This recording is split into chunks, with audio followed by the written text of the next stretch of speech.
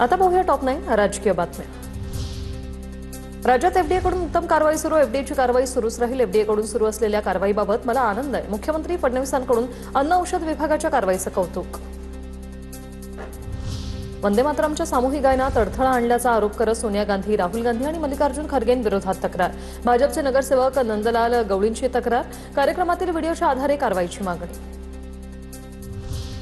जेव्हा भाजप ब्रिटिशांची माफी मागत होतं तेव्हा काँग्रेसच्या स्वातंत्र्य सैनिकांसाठी वंदे मातरम हीच लढाऊ घोषणा होती। पृथ्वीराज चव्हाण यांचं वक्तव्य। तर वंदे मातरमचा अपमान करण्याचा प्रश्न येतच नाही। पृथ्वीराज चव्हाण यांचं वक्तव्य। I think there is a question of insulting the Vande Mataram. It is our ethos and it's a war cry of the freedom struggle. When BJP fellows were apologizing to the British, when RSS fellows were given maafi-namas to the British, when people, senior leaders of the Sangh Parivar were receiving pensions from the British. रिक्षा चालवणार, पैसेही कमावणार, पण मराठी बोलणार नाही। उत्तर भारतीय विकास सेनेच्या नेत्यांचं सरनाईकांना थेट आव्हान। सक्ती केल्यास मराठी बोलणार नाही अशी भूमिका केली स्पष्ट। जो मराठी नहीं बोलेगा तो उसका लाइसेंस रद्द करा दिया जाएगा। ये कौन सी बात बनी? अगर आप गुलामी कराएंगे तो गुलामी पे संजय दुबे कभी मराठी नहीं बोलेगा। जो शहनशाही चल रही है, इस शहनशाही पे संजय दुबे कभी मराठी नहीं बोलेगा। मराठीची सक्ती नाही, मराठीची भक्ती आहे। रिक्षा चालकांच्या मराठी सक्तीवरून शिंदेंची प्रतिक्रिया। मी देखील रिक्षा चालवली, त्याचा मला अभिमान आहे। अमराठी लोकांशी मराठी संवाद साधणं ही मराठी माणसांची जबाबदारी। शिंदेंची प्रतिक्रिया। अनेक जण याला मराठीची सक्ती म्हणतात, पण ही मराठीची सक्ती नाही तर मराठीची भक्ती आहे। मगाशी उदय सामंत म्हणाले रिक्षा चालक, रिक्षा, मी देखील कधी काळी रिक्षा चालवली, याचा मला अभिमान आहे आणि त्याचा फायदा मला राजकारणात झाला 3 पक्षाचं सरकार चालवायला। मराठीच्या सक्तीबाबत उद्या परिवहन विभागाची महत्त्वाची बैठक। बैठकीत मंत्री सरनाईक कारवाईची दिशा ठरवणार। अमराठी रिक्षा टॅक्सी चालकांच्या परवान्याची आकडेवारी काढा, मंत्री सरनाईकांचे परिवहन विभागाच्या अधिकाऱ्यांना आदेश।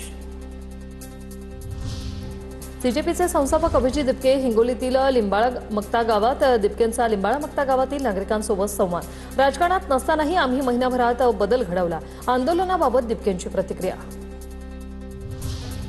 विधानमंडळ सदस्यांच्या स्वीय सहाय्यक आणि वाहन चालकांच्या मानधनात वाढ। संसदीय कार्यमंत्री चंद्रकांत पाटलांची घोषणा। स्वीय सहाय्यकांचं मानधन 30,000 वरून 40,000 तर वाहन चालकांचं मानधन 20,000 वरून 30,000 रुपये। पुण्यातील हिंजवडी आयटी पार्कमध्ये आदित्य ठाकरेंकडून पाहणी केली। हिंजवडी आयटी पार्कमधील समस्या आदित्य ठाकरेंनी जाणून घेतल्यात। यावेळी त्यांनी आयटी इंजिनियर सोबत चर्चा केली।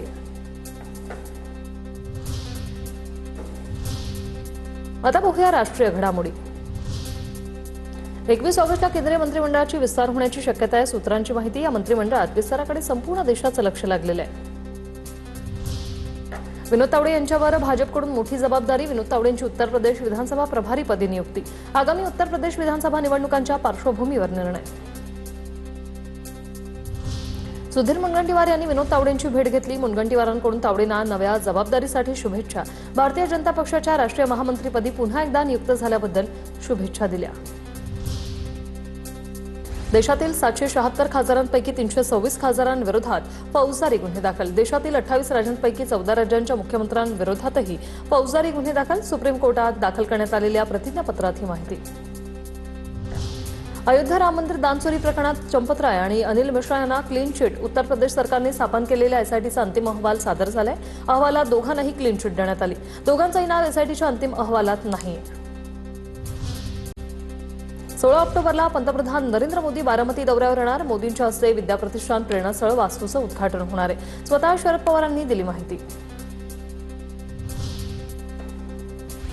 तिरंग्याचा केक कापणाऱ्या रमेश चेन्नीथलांनी माफी मागावी। भाजप प्रवक्ते नवनाथ बन यांच्याकडून चेन्नीथला यांचा व्हिडिओ शेअर। काँग्रेसची दुटप्पी राष्ट्रभक्ती आता समोर आली। नवनाथ बन यांचा हल्लाबोल। त्याचा दीक्षांत समारंभाला सरन्यायाधीश सूर्यकांत मुख्य अतिथी नसणार आहे। टाटा मेमोरियल हॉस्पिटलचे संचालक डॉक्टर CS परमेश हे मुख्य अतिथी असणार आहेत। अर्जुन पुरस्कार 2025 या यादीत महाराष्ट्राच्या 2 बुद्धिबळपटूंचा समावेश। ग्रँडमास्टर विदित संतोष गुजराती आणि दिव्या जितेंद्र देशमुख यांना अर्जुन पुरस्कार जाहीर। अर्जुन पुरस्कारासाठी 17 खेळाडूंची निवड। आता पाहूया टॉप 9 मोठ्या बातम्या. दिनेश परदेशी हत्याप्रकरणी एसआयटी चौकशीची मागणी. संग्राम जगताप, अक्षय कडिले, गोपीचंद पडळकर यांचा जबाब नोंदवा. ठाकरेंच्या शिवसेनेच्या किरण काळेंची मागणी. सीसीटीव्ही नसेल तर 10वी 12वीचं परीक्षा केंद्र रद्द होणार. कोकण बोर्डाचं महत्त्वाचं पाऊल. 175 केंद्राची तपासणी करत गैरप्रकार टाळण्यासाठी महत्त्वाचा निर्णय. धर्मस्वातंत्र्य कायदा 28 तारखेपासून राज्यात लागू होणार. महाराष्ट्र शासनाकडून राज्यपत्रात अधिसूचना प्रकाशित. रक्षाबंधनाच्या दिवसापासून राज्यात धर्मस्वातंत्र्य कायदा लागू होणार. गणेशोत्सवापूर्वी रस्ते खड्डेमुक्त करा. उपमुख्यमंत्री एकनाथ शिंदेंचे सर्व महापालिकांना कडक आदेश. सुरक्षित प्रवासासाठी वेळबद्ध नियोजन करा, अन्यथा कडक कारवाईचा इशारा. मळघाटात 11वीतील आदिवासी विद्यार्थ्यांचा उपचारादरम्यान मृत्यू. 5 आदिवासी विद्यार्थ्यांवर खासगी रुग्णालयात उपचार सुरू. विद्यार्थ्यांना अन्नातून विषबाधा झाल्याचा संशय. महर्षी पब्लिक स्कूलमधील घटना. मुंबईत बेस्ट कर्मचाऱ्यांचं आजपासून बेमुदत उपोषण. प्रलंबित मागण्यांवरून उपोषणाची हाक. मुंबई पालिकेच्या अर्थसंकल्पात बेस्ट उपक्रमासाठी आर्थिक तरतूद करण्याची ही मागणी. डॉक्टर नरेंद्र दाभोलकर हत्या प्रकरणात मुख्य आरोपी सचिन अंदुरेला जामीन. मुंबई हायकोर्टाकडून जन्मठेपेच्या शिक्षेलाही स्थगिती. 6 आरोपी शरद कळसकरला एप्रिलमध्ये जामीन. मुंबईत काँग्रेस भाजपच्या विरोधात मुंडण आंदोलन. खासदार चंद्रकांत हंडोर यांच्या नेतृत्वात हे मुंडण आंदोलन झालं. अल्दानी येथील कार्यक्रमानंतर खरगेंचा अवमान केल्याचा काँग्रेसचा आरोप.